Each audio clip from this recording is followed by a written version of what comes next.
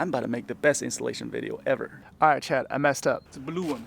I like the blue. 预先装上 that's a typo. And then step 3, 将 pipe 与 intercooler 装回车上，完成安装。Done. You don't need this. Baby, look at me in the eyes and tell me what you see. Is it the emptiness, the chaos, the wreckage, or possibilities?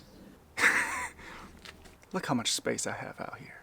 When I saw this, I knew I had to do something. This was delivered to me like 2 months ago. Never got a chance to open it. I was trying not to get too much ahead of myself. Oh, this is surprisingly light. I mean, what am I expecting? It's literally aluminum.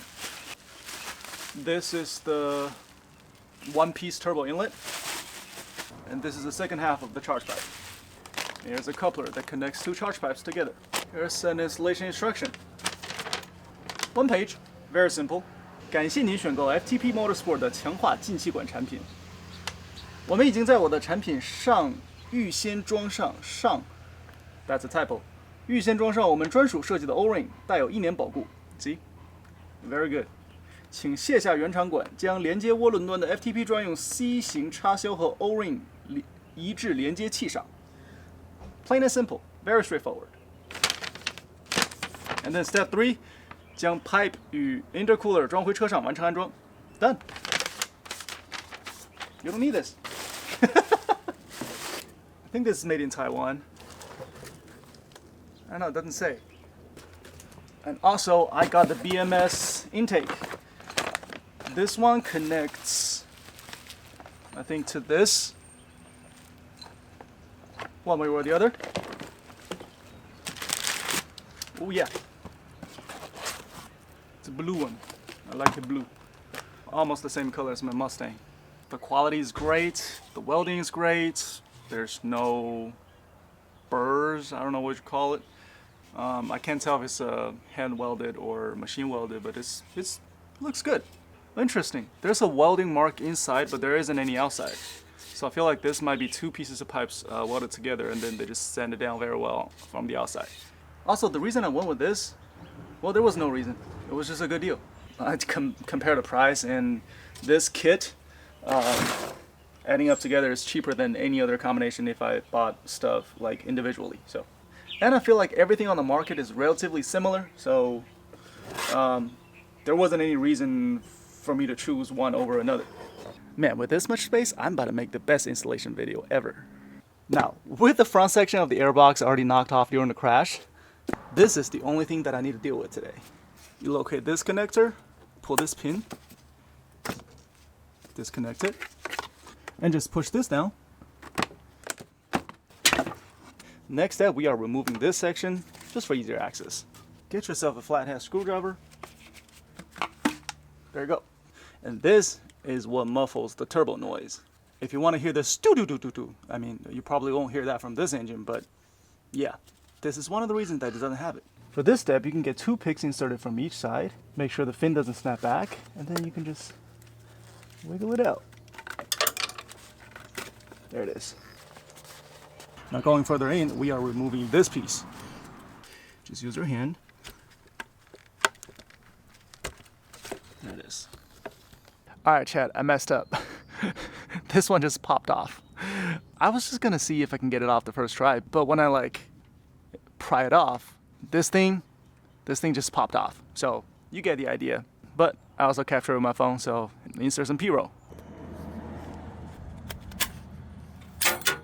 Up. Now with the old inlet out of the way, let's take off the charge pipe as well. Starting from the sensors, we need a T25 for this one. And now come to this sensor, just pull this off and squeeze and yep.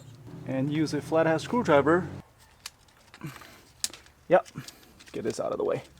Now the upper charge pipe is connected to the throttle body by 3 T30 screws. Don't throw this away yet, because later on we need to transfer this sensor onto the new pipe. Also, if y'all wonder why I have so many gloves over here, well, this is actually for the coolant hose. I don't want any debris to go into it, so I just use a glove to cover it up. And now let's get the flathead screwdriver again. Gently Pry this off. Now, please don't fly away this time. Theoretically, this should come right off. Like that. Man, if you're a BMW nerd and you look at this, don't you just want to change everything you can? Might as well. Because I'm having the urge to change everything up front. Not that I need it, but it's a BMW. Eventually, you'll need it. You can see some of the oil leak marks. Yeah, typical BMW. Now let's assemble our charge pipe. Spray some water-based silicone. That's a lot. Oh well. I'm gonna do it on the side.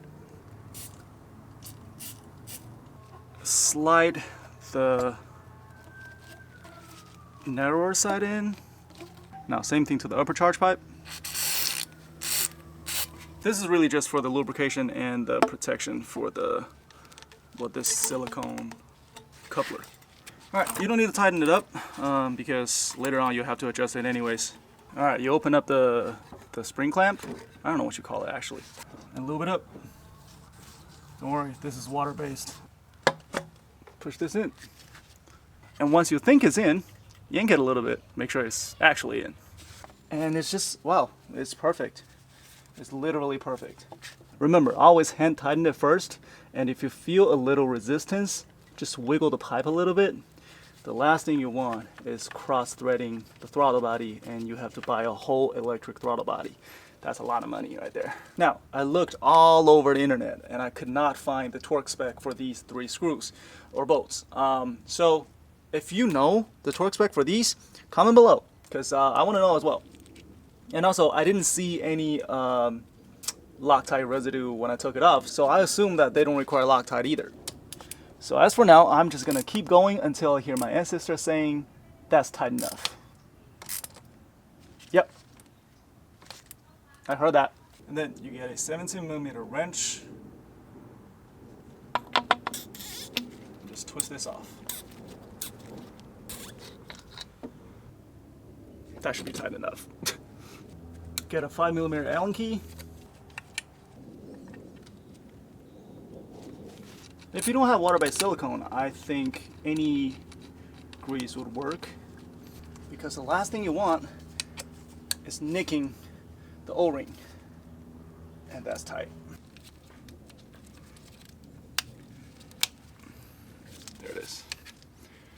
Now the FTP Motorsport charge pipe doesn't come with this little ridge or a plastic piece like the stock one. It is missing this piece, so you can just let it dangle or get a zip tie to zip tie it up here. I don't know, however you want to do it. For the hose clamps, you can either install it this way.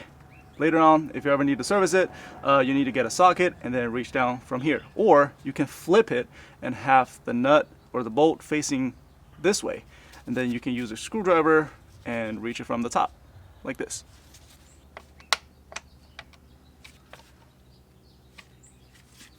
Now this whole thing is secured. When I shake it, the whole car moves. And before you move forward, make sure to check these 2 bolts, make sure they are tight. Otherwise you're gonna have a boost leak. And tighten it up until you hear an ancestor saying, that's enough. I learned that from the Vietnamese lady. And now grab your turbo inlet, move it up.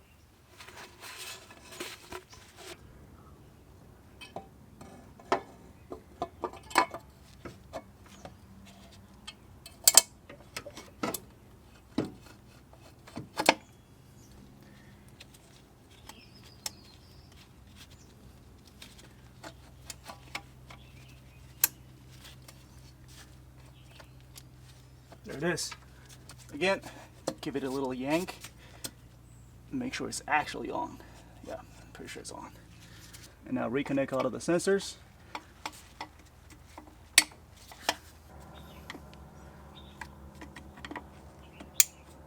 Now at this point, you can either connect this back to the OEM airbox, or if you got a cold air intake like me, you can just connect that to this side. Now, without the front end, I can't really show you how to attach this one. I'll have to leave it like this for now and then just attach the rest of it. Now I got a T20.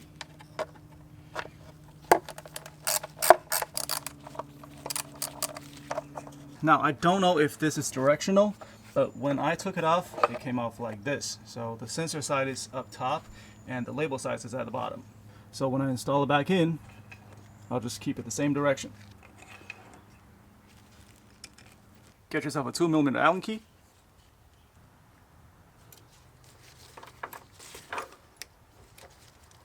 Push the pin back.